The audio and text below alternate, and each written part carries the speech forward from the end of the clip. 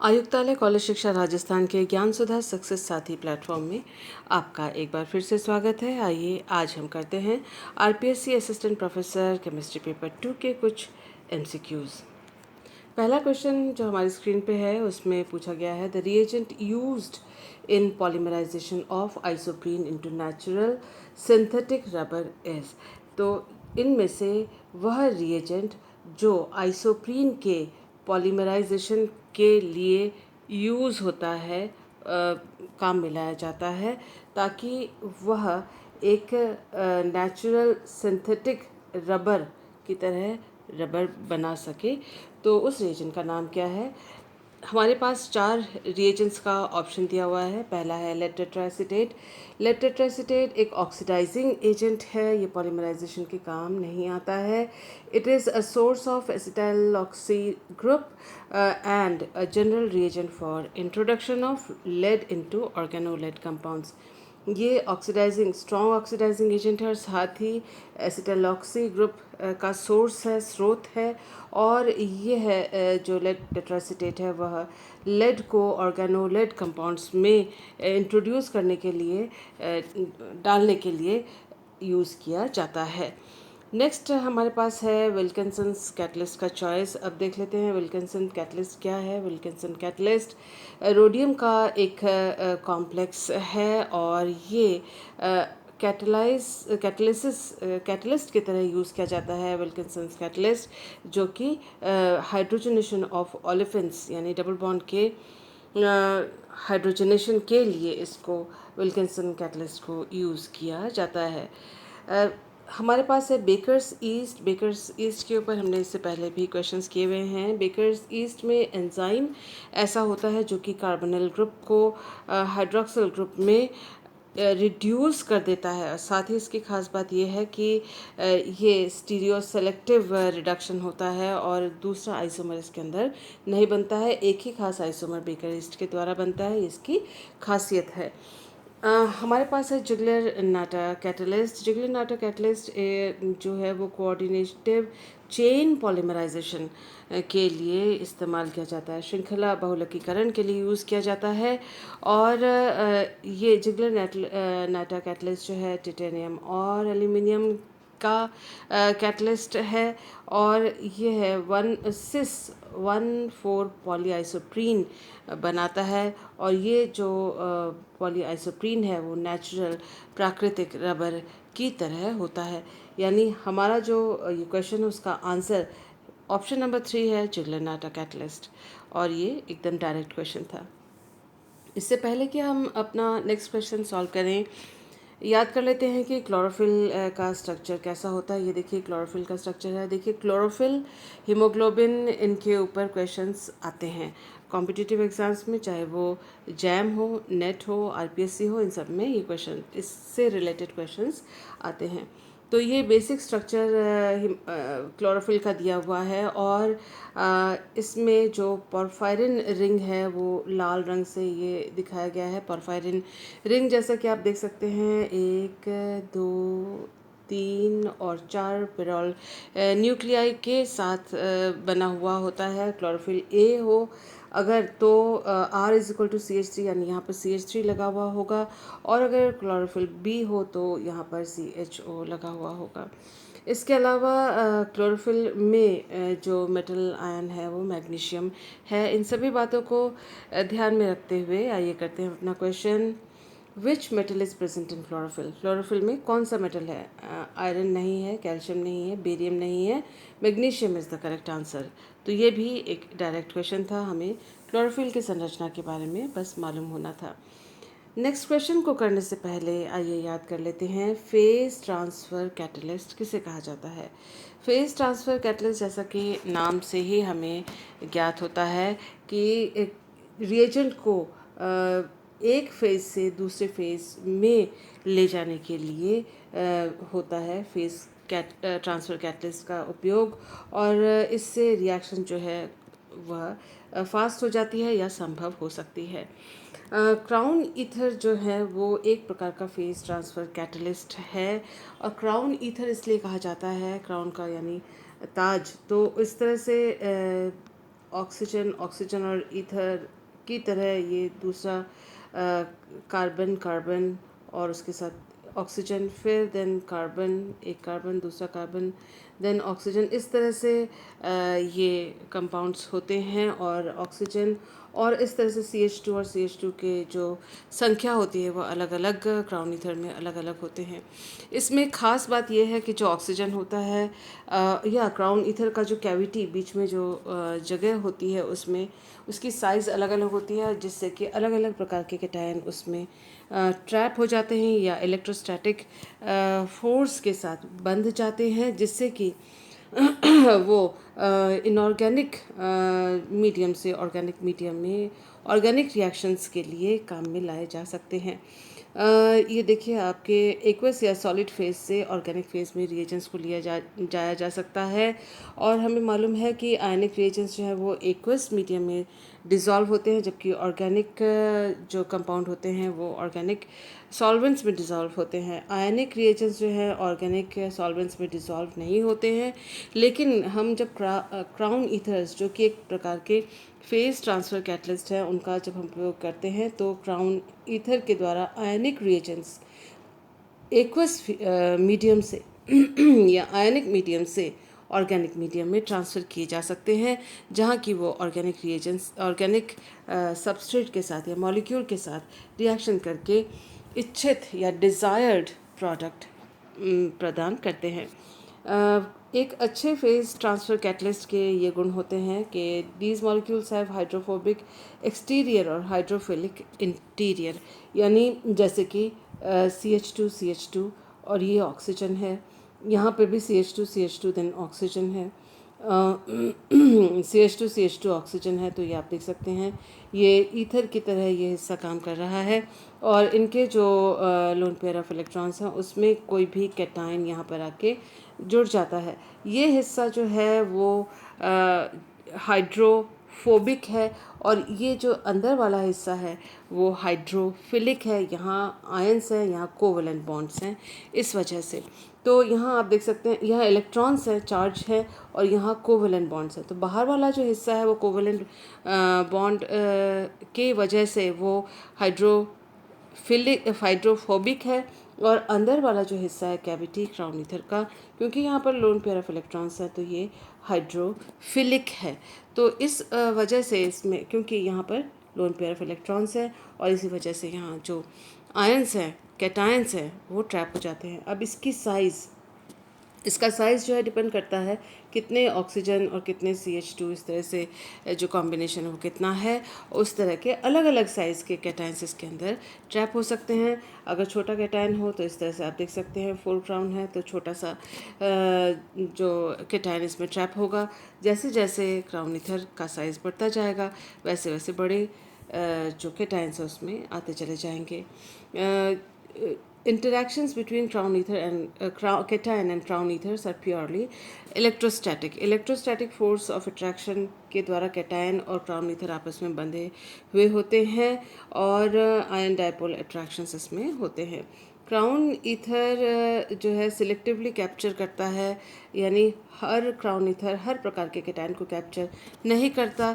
Size जो है crown ether का के कैविटी का वो कितना छोटा या कितना बड़ा है उस पर डिपेंड करता है कि छोटा कैटायन या बड़ा कैटायन उसमें ट्रैप होगा। और इस तरह से जो ट्रैप करके ईथर मेटल को एक फेज़ से दूसरे फेज़ यानी आयनिक या इनऑर्गेनिक सॉल्वेंट से ऑर्गेनिक सॉल्वेंट में ले जाते हैं। इस तरह के रिलेशनशिप को होस्ट गेस्ट रिलेशनशिप कहा जाता है, जबकि होस्ट है क्राउन ईथर और गेस्ट है कैटायन। तो आइए देखते हैं कुछ एग्जांपल्स क्राउन ईथर के। जैसे ये 4 क्राउन है, 1 2 3 4, ये 4 क्राउन्स हैं। यहाँ CH2 हैं ग्रुप, और आप देख सकते हैं कि बीच में इनके बीच में है ऑक्सीजन। ये 12 क्राउन 4 कहा गया है।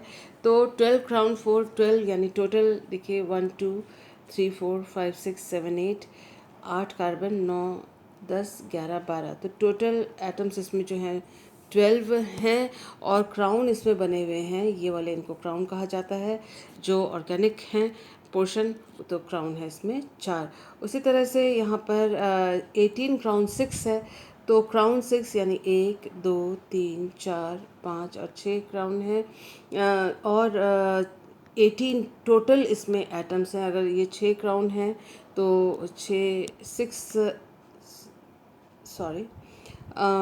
6 इंटू 2, इनको आप 2 तो 18, 6 इंटू 2 ये 12 हो गया। और ऑक्सीजन इसमें 1 2 3 4 5 और 6 हैं, तो 18 में से 12 माइनस कर दीजिए तो इसमें 6 जो है ऑक्सीजन आइटम्स जुड़े हुए हैं। इस तरह से आप इसका पता कर सकते हैं स्ट्रक्चर के बारे में। जैसे जैसे क्राउन का साइज़ बड़ा होता जाएगा तो कैविटी की साइज़ बड़ी होती चली जाएगी। आप देख सकते हैं छोटी कैविटी है, ये बड़ा कैविटी है, उससे भी बड़ा कैविटी ये है। तो बड़े आयंस इसमें ट्रैप होंगे और छोटे आयंस इनमें ट्रैप होंगे। तो इस तरह से कुछ और एग्जांपल्स आप स्क्रीन पे देख सकते हैं क्राउन ईथर के यहाँ पर। और अब हम देखते हैं कि किस तरह से क्राउन ईथर में, ये देखिए मेटल आयन, उसका काउंटर आयन यहाँ बाहर है। तो लिथियम साइनाइड जो है उसको अगर हम एक्वस या इनऑर्गेनिक फेज से ऑर्गेनिक फेज में ले जाते हैं तो इस तरह से जो क्राउन ईथर के ऑक्सीजन हैं उनके जो लोन पेयर ऑफ इलेक्ट्रॉन्स हैं वो लिथियम आयन को इलेक्ट्रोस्टैटिक अट्रैक्शन के द्वारा यहाँ पर उन्होंने ट्रैप कर दिया है। इसी तरह से जो बड़ा साइज़ यहाँ पर आप देख सकते हैं क्राउन ईथर का है, उससे बड़ा एटम इसमें ट्रैप हुआ और उससे बड़ा एटम यहाँ ट्रैप हुआ। आप देख सकते हैं कि उनका जो काउंटर आयन है, नेगेटिव आयन या एनायन है, वो उनके साथ ही डाइपोल डाइपोल इंटरेक्शन या इलेक्ट्रोस्टैटिक इंटरेक्शन के साथ उनके साथ बॉन्डेड होकर, इलेक्ट्रोस्टैटिक इंटरेक्शन से अट्रैक्टेड होकर इनऑर्गेनिक से ऑर्गेनिक फेज में चला जाता है। हमें ये मालूम है कि ये जो हिस्सा है वो हाइड्रोफोबिक है और अंदर वाला जो हिस्सा है वो हाइड्रोफिलिक है इन क्राउन ईथर्स में। इन बातों को ध्यान में रखते हुए आइए करते हैं हम अपना next question. Which of the following is used as phase transfer catalyst? प्रावस्था स्थानांतरण उत्प्रेरक के रूप में किसे प्रयुक्त किया जा सकता है? हमें मालूम है यूरिया को नहीं किया जा सकता, इथेनॉल को नहीं, एसिटिक एस्टर को नहीं। हमने अभी एग्जाम्पल देखा है क्राउन ईथर का, तो crown ether is the correct answer प्रावस्था स्थानांतरण उत्प्रेरक या फेज ट्रांसफ़र कैटलिस्ट के लिए। हमें पूछा गया है एक्टिव स्पीशीज़ इन टॉलेंस रिएजेंट। टॉलेंस रिएजेंट जो है एल्डिहाइड और कीटोन में डिफ्रेंशिएट करने के लिए या उनके बीच में कौन सा एल्डिहाइड है कौन सा कीटोन है ये पता करने के लिए किया जाता है। जब हमारे पास कार्बोनाइल ग्रुप का टेस्ट आता है तो वो एल्डिहाइड या कीटोन में से कुछ हो सकता है। अगर एल्डिहाइड है वो टॉलेंस रिएजेंट के साथ रजत दर्पण या सिल्वर मिरर टेस्ट देता है, और जो इसमें जो एक्टिव स्पीशीज़ है वो ये है। तो एमोनियकल सिल्वर नाइट्रेट कहा जाता है टॉलेंस रिएजेंट को। आप देख सकते हैं कि यहाँ पर हमारे पास चॉइस दिया हुआ है। कॉपर के आयंस टॉलेंस रिएजेंट में नहीं होते, क्योंकि टॉलेंस रिएजेंट आपको मालूम ही है कि लैब में आपने टेस्ट किए होंगे। सिल्वर मिरर टेस्ट के लिए यूज़ होता है, तो सिल्वर के आयंस में से कोई एक हो सकता है इसका आंसर। अब हमें मालूम है कि टॉलेंस रिएजेंट का जो एक्टिव स्पीशीज़ है, एक्टिव कंपोनेंट है, वो ये आयन है, ये कॉम्प्लेक्स है। तो this is option number 4 is the correct answer. हमें पूछा गया है विच of the following base is not present in RNA. RNA में कौन सा क्षारक जो है उपस्थित नहीं है। ये 4 हमें ऑप्शंस दिए गए हैं। हमें मालूम है कि RNA consist of 4 nitrogenous bases. 4 प्रकार के क्षारक होते हैं आरएनए में, एडेनिन, साइटोसिन, यूरेसिल और ग्वानिन। तो इसमें हमें जो थाइमिन है वह आरएनए में प्रेजेंट नहीं होता। तो हमें पूछा गया कौन सा प्रेजेंट नहीं है, तो उसका मतलब है कौन सा उपस्थित नहीं है। ऑप्शन नंबर 2 थाइमीन उपस्थित नहीं है। नेक्स्ट क्वेश्चन हमें मायोग्लोबिन के ऊपर पूछा गया है। मायोग्लोबिन जो है उसका सिंबल MB, ये बड़ा M छोटा b, और या फिर दोनों ही कैपिटल M and B इससे रिप्रेजेंट किया जाता है मायोग्लोबिन को। ये एक आयरन और ऑक्सीजन बाइंडिंग प्रोटीन है और ये skeletal muscle tissue of vertebrates में पाया जाता है। ह्यूमन बींग्स में मायोग्लोबिन तभी पाया जाता है जब मसल इंजरी होती है तब ब्लड स्ट्रीम में मायोग्लोबिन बनता है। मायोग्लोबिन एक ग्लोबिन वाले प्रोटीन्स के क्लास में आता है और ये इसमें 8 अल्फ़ा हेलिसेस होते हैं और मायोग्लोबिन में 153 एमिनो एसिड्स होते हैं। और जो ध्यान रखने वाली बात है कि इसमें आयरन जो है वो मेटल होता है इसके अंदर। तो हमसे जो क्वेश्चन पूछा गया है वो ये है कि which metal is present in myoglobin. ये ऑप्शंस रॉन्ग ऑप्शंस हैं। The correct option is iron. So this was also direct question. The number of parole nucleus or nuclei in hemoglobin are। देखिए क्लोरोफिल, हीमोग्लोबिन, मायोग्लोबिन, इनके ऊपर बहुत सारे questions आते हैं।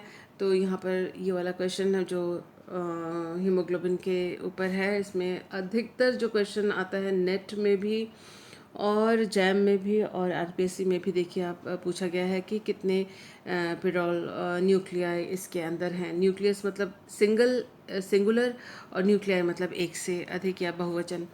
तो जैसा कि हम यहाँ पर स्ट्रक्चर देख रहे हैं हीमोग्लोबिन का, और यहाँ देख सकते हैं एक पिरोल न्यूक्लियस, दूसरा पिरोल रिंग, तीसरा पिरोल रिंग और चौथा चार पिरोल रिंग इसके अंदर हैं। तो ऑप्शन जो नंबर 3 है जिसमें 4 लिखा हुआ है संख्या, लिखी हुई है संख्या, that is the correct answer for this particular question.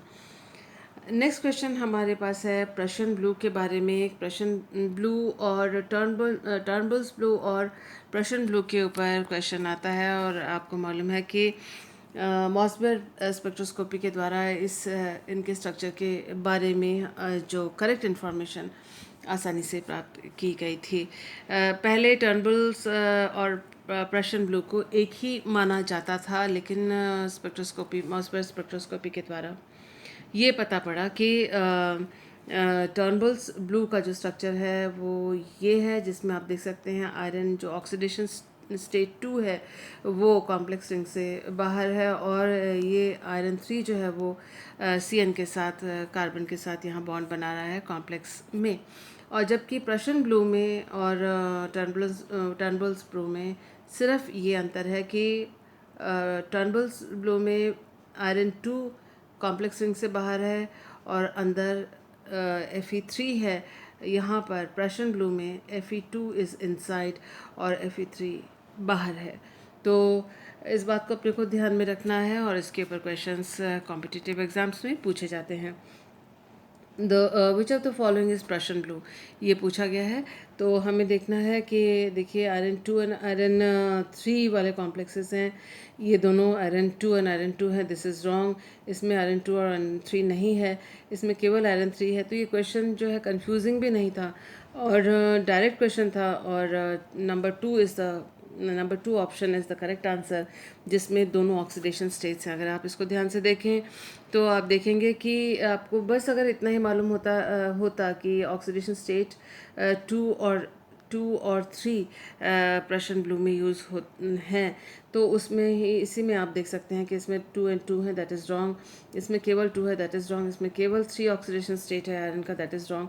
So this is the correct answer. तो इसमें इस क्वेश्चन को एकदम डायरेक्ट रखा गया है, कंफ्यूजिंग नहीं बनाया गया है। डिफ़िकल्ट या कंफ्यूजिंग थोड़ा सा तब होता जब टर्नबुल्स ब्लू वाला ऑप्शन भी यहाँ पर दिया हुआ होता, जो कि यहाँ नहीं था। So this was a very easy answer question. So thank you for being with me.